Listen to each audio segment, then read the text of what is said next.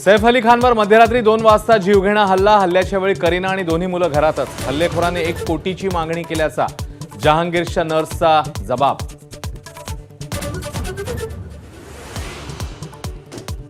सैफ अली खानवर हल्ला करणारा चोर सीसीटीव्हीमध्ये कैद। हल्लेखोर हिस्ट्री शीटर असल्याची पोलिसांची शंका। मध्यरात्री 2 वाजता घरात घुसून सैफवर केले 6 वार। हल्ल्यानंतर रक्तबंबाळ अवस्थेत सैफ अली खान रिक्षाने रुग्णालयात पोहोचल्याची माहिती।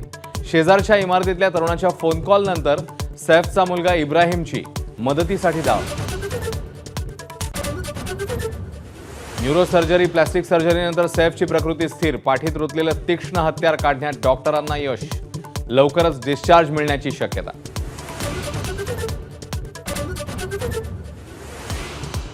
सैफच्या हल्ल्यानंतर क्राईम ब्रांच सक्रिय। फॉरेन्सिककडनं सर्व लहान सहान पुराव्यांची पडताळणी। एन्काउंटर स्पेशालिस्ट दया नायक हल्लेखोरांच्या तपासामध्ये ऍक्टिव्ह। मुलाचं नाव तैमूर ठेवल्यानं संतापलेल्या धार्मिक कट्टरतावाद्यांकडनं हल्ल्याची शक्यता। जितेंद्र आव्हाडांचं गंभीर वक्तव्य।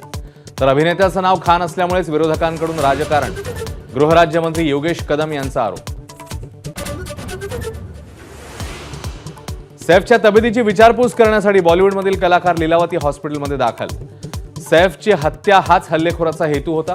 ज्येष्ठ अभिनेते रझा मुराद यांना संशय।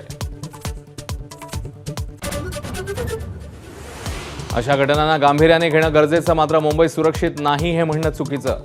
सैफवरील हल्ल्यावरून फडणवीसांचं वक्तव्य। तर सरकार योग्य तो प्रयत्न करेल, फडणवीसांचं आश्वासन।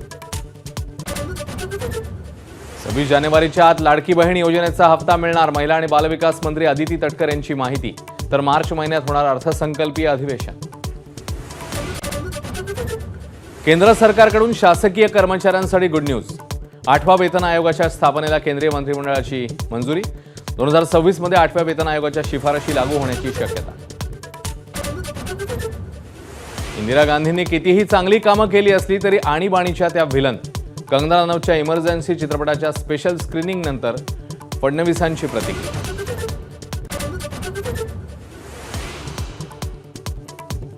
बारामतीमधल्या कार्यक्रमानंतर शरद पवार आणि अजित पवारांचं एकत्र लंच। राजेंद्र पवारांच्या घरी सुप्रिया सुळे वगळता सर्व कुटुंबीय उपस्थित।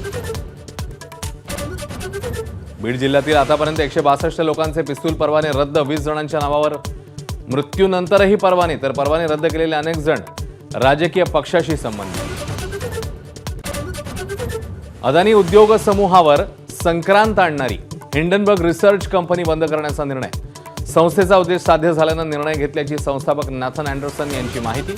अदानीच्या शेअर्समध्ये उसळी। एबीपी माझा, उघडा डोळे बघा नीट।